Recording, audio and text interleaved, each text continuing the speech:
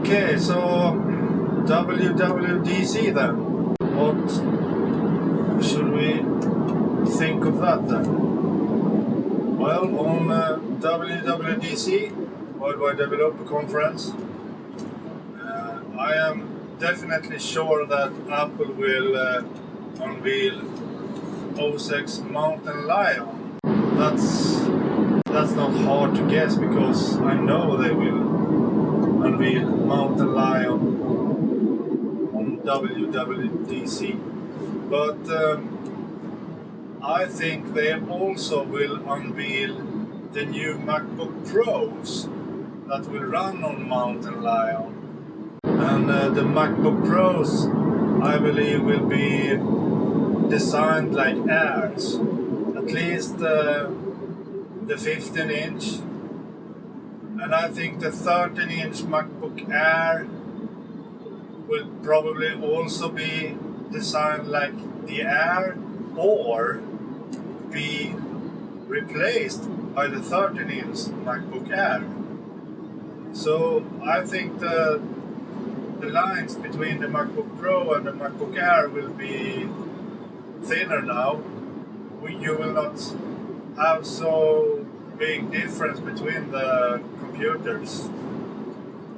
It will be interesting to see how Apple will handle the distinction between the MacBook Pro and the MacBook Air. Very interesting. But as I said, on the WWDC, Worldwide Developer Conference, we will see Mountain Lion running on a new MacBook Pro. I'm sure of that. But what's more? Will it be more? Personally, I think it's time for an iPod update. And how will Apple revolutionize the iPod again? We have had the iPod Touch and the other iPods for quite a while now. So my personal opinion is that Apple will unveil a bigger iPod Touch. A lot of rumors says that we will see an iPad mini, but I'm sure of that. We will never see an iPad mini because Steve Jobs didn't want to have a smaller iPad, and I don't think that Apple will have another model in the iPad category. So that's why I think they will release a bigger iPod instead. I don't know if it will be called iPod Touch anymore, but it will be a bigger iPod. I think it will be 7-inch. A 7-inch iPod Touch, because that's what the Kindle is, and the Nook. So I think a 7-inch iPod Touch could be unveiled on WWDC. My wish, though, was that they will unveil a 5.3-inch iPod Touch, because I think that size is the biggest size that you can easily have with you. Look at the Samsung Galaxy Note, for example. That size would be ideal for an iPod Touch. But I don't know if they will unveil an iPod Touch on WWDC, because WWDC is a developer conference, so it has nothing to do with music or media. So maybe they will unveil the iPod Touch later this year, but this year is kind of full already, because the next iPhone, that will be called the new iPhone, or only the iPhone, as the iPad is called, will probably be announced in October. So In October, all the eyes, all the media and news will be on the new iPhone. So there they can't release a bigger iPod either. So when should they release the next iPod then? And in January, February, the next iPad will come. So when should they release the iPod Touch? The new iPod Touch? I don't know. That's why I believe they will unveil it on the WWDC together with new MacBook Pros and Mountain Lion. That's what I believe. And they will also show us and talk about the next iOS version, of course. They will talk about iOS 6. I don't think iOS 6 will be available already at the WWDC, but they will show us a new preview, a beta version of iOS 6. And this time I think they will totally redesign iOS. Hopefully give it some widgets that Android has and some other stuff. But they will of course not release iOS 6 at WWDC. It will be launched together with the new iPhone in October. So we will only see a beta version. And maybe some developers can download a beta version later after the WWDC, but the final will be released with the new iPhone.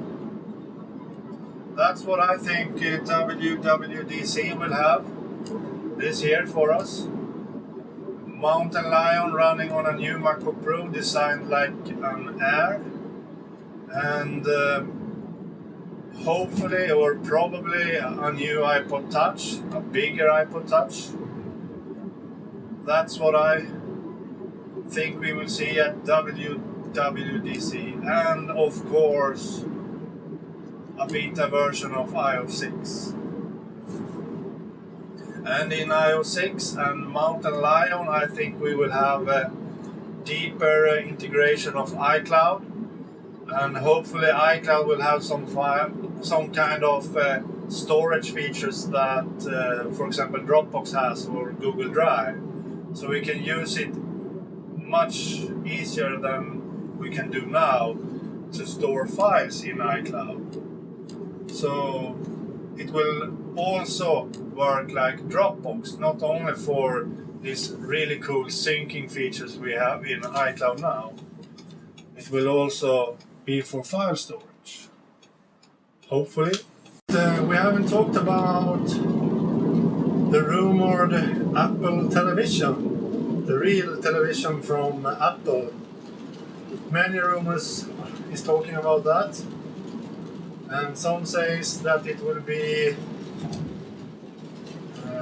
unveiled on Worldwide Developer Conference this year, but I don't believe that, because a TV have nothing to do on a Worldwide Developer Conference. So if Apple will launch a real TV, they will do that, I think personally they will do that around Christmas, in December. In the beginning of December, I can think will be a good period to release a real television. But if Apple will do that or not, that can be discussed. Some users, some people say that they will never do that because Apple don't do television, and if they do, it will be too expensive and so on.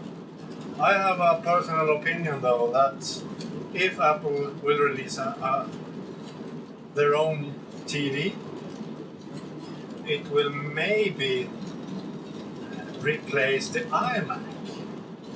Think about it. An iMac that you can hang on your wall if you like and use it as both a TV and a computer. That could be something. But if you have such a device in 40 inch, 50 inch, then what will the price be? I mean, iMacs is not cheap, but they are not too expensive either, so it has an affordable price, but the screen size is only about 27 inch or so on an iMac. If it will be 40 or 50 inch, how will that be? How can we afford such a device? A TV, computer combined into one device that looks like a TV.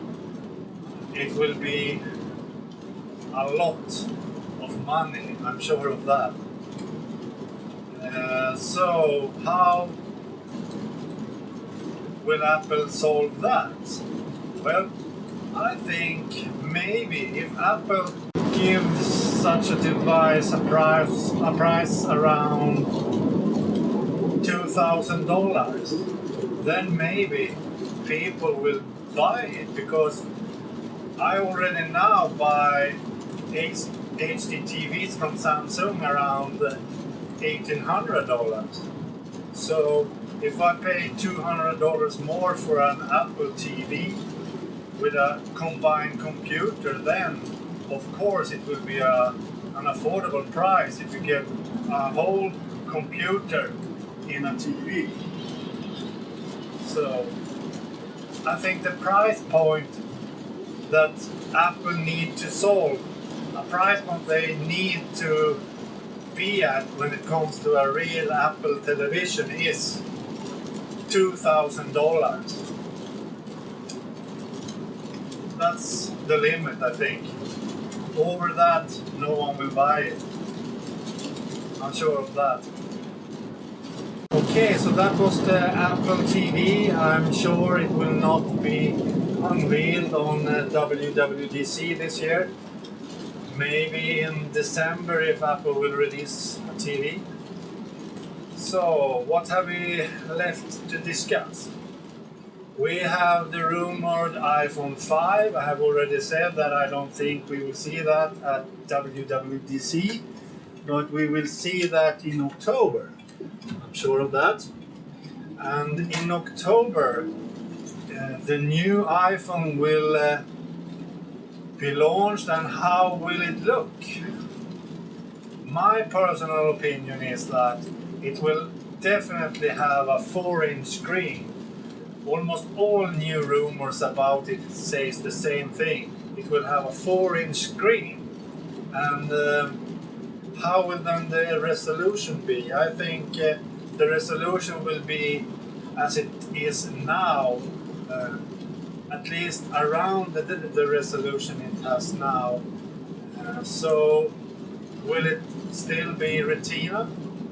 Well, yes, I think it will still be called Retina, because a bigger screen, you don't need to have a bigger phone as near your eyes as you need to have with a 3.5-inch screen. So a 4-inch screen with the same resolution as the iPhone 4S has will still be called Retina, because you can do the math yourself. You don't need to have it as near anymore. So for your eyes, you will not see any dots or so. So I think it will have the same resolution as the iPhone 4S, but have a 4-inch screen instead.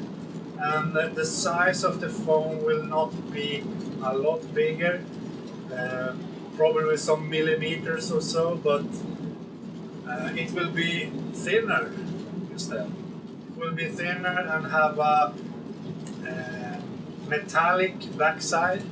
I don't know if it will be a liquid metal or if it will be aluminium or something else, but some rumors says it will be liquid metal. I don't know, but I really hope it will be some kind of metal, because I don't want the backside to be in glass as it is now.